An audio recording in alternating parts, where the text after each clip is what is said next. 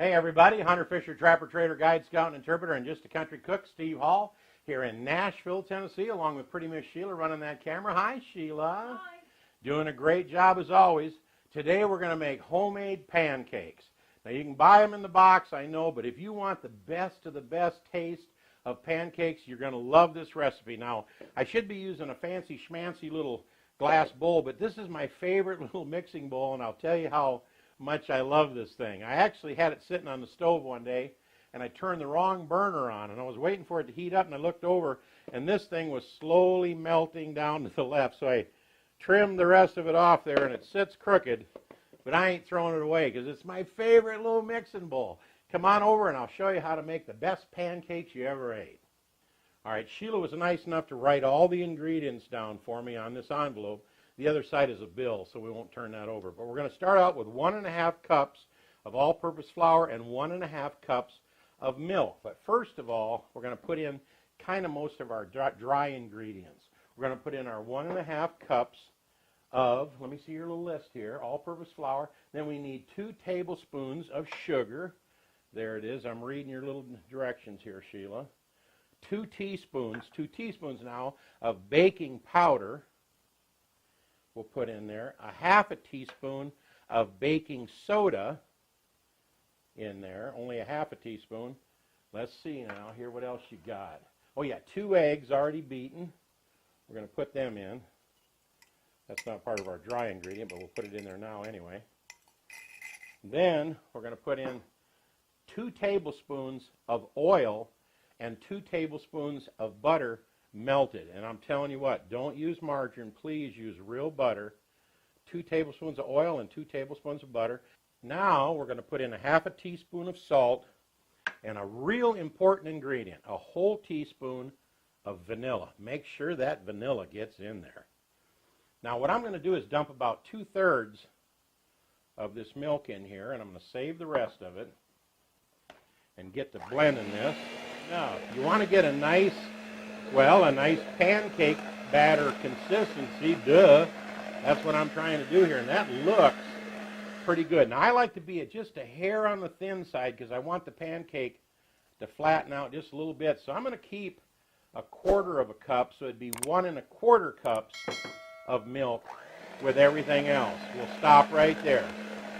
Perfect.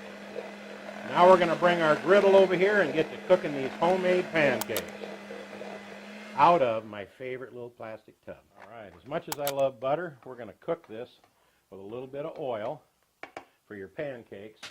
And grandmas are always right. Sheila's grandma's recipe was right because this batter sat here and it got thicker as it sat here for a minute and required the other little 1/4 cup of milk. So grandma, you're right. And I like to make a little smaller pancakes. I don't like great big huge hard to flip pancakes. And then once they're out there, I kind of mash the middle a little bit to kind of push them out a little wider than what they intended to be.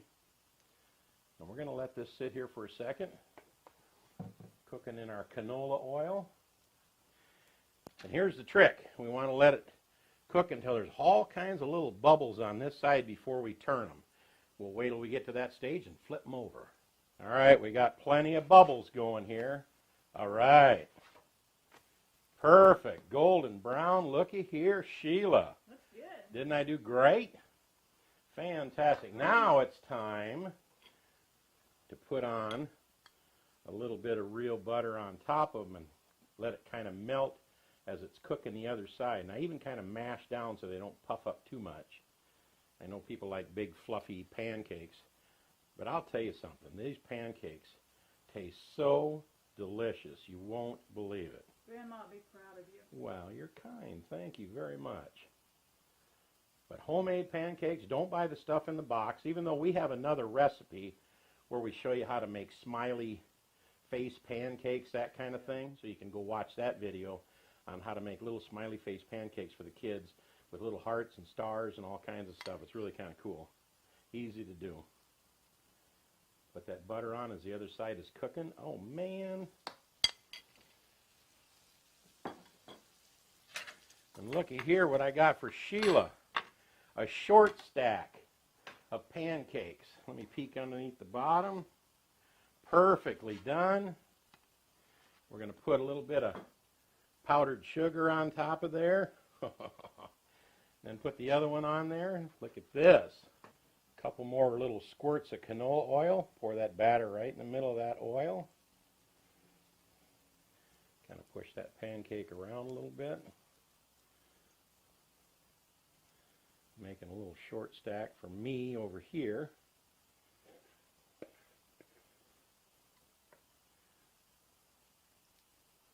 Perfect. Now we're going to wait for the bubbles, and we're going to flip them over. While these are getting their little bubbles developed, there's Sheila's little short stack with her little short fork and 100% pure maple syrup. Don't use Mrs. Butterworth's and Log Cabin and all that stuff that's made out of Karo syrup. It's terrible. Use 100% maple syrup.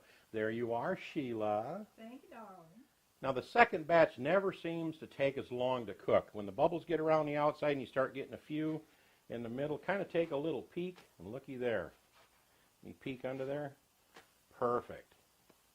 You will not believe the flavor, and I'm going to do something right now. This little edge right here, which I know is already cooked, I'm going to eat that straight up, if I can get my fork in there. Wow. No butter, no syrup, no powdered sugar, nothing.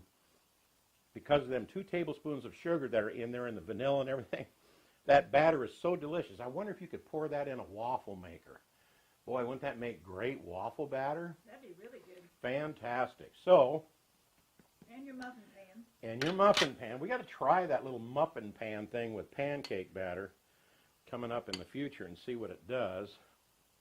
Right now, this one is ready to get its powdered sugar. In fact, I could do that while it's still on the griddle here. Wouldn't hurt nothing. Trust me, that powdered sugar really makes a difference in the taste of your pancakes. Now you can go all kinds of toppings. You can put strawberries, blueberries, you can do whatever you want. In fact, you can put blueberries, fresh blueberries in your batter and then sprinkle them on top later when you're really cooking with gas. I'm going to turn this griddle off because I know the back side of this. Now who snuck in the house and ate that little piece off of my pancake? I'm not going to tell. 100% maple syrup, like I said. You deserve the best. When you make this pancake batter, and go ahead and put in the full 1.5 cups of flour, the full 1.5 cups of milk, and all the other ingredients, and you're absolutely going to love how this turns out. You have just got to try these homemade pancakes. And Sheila told me after we finished shooting the last segment, before we moved the camera, you got a bunch of flour and stuff on the front of your outfit. Of course, she tells me that after we shoot the whole rest of the segment.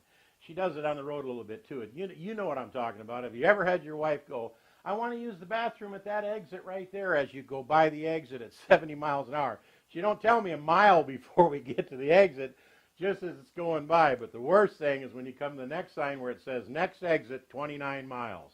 That's me. That is you, Sheila, but I love you because you always tell me sometime eventually, hey, you need to get that little bit of this flour on your shirt tail. Get Grandma's recipe. It's right underneath the video. Get yourself some real butter. Take a bite of that when you have your pancakes. Make these recipes. It's fantastic. You're going to love it. And don't forget to use 100% real maple syrup.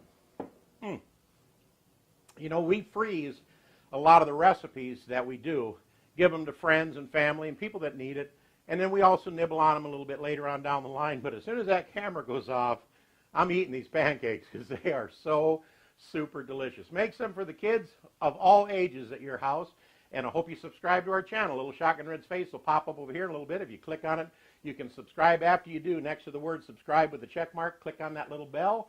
Then you'll be notified every time we come out with another recipe. I'll put something over here we really hope you enjoy. In fact, I might put that smiley face pancake recipe on how to make those. Of course, I use out-of-the-box batter then. I mostly wanted to show you how to make smiley faces, so that'll be over here. But most of all, is this the best grandma recipe of pancakes you ever ate in your entire life? And if it ain't, it ought to be. Sheila, did you enjoy this? I did. You're really going to enjoy this as soon as we turn the camera off. See you next time on Cooking with Shotgun Red. Hope you give us a thumbs up, share it with all your friends, and we're out of here. We're going to go eat pancakes. Bye-bye.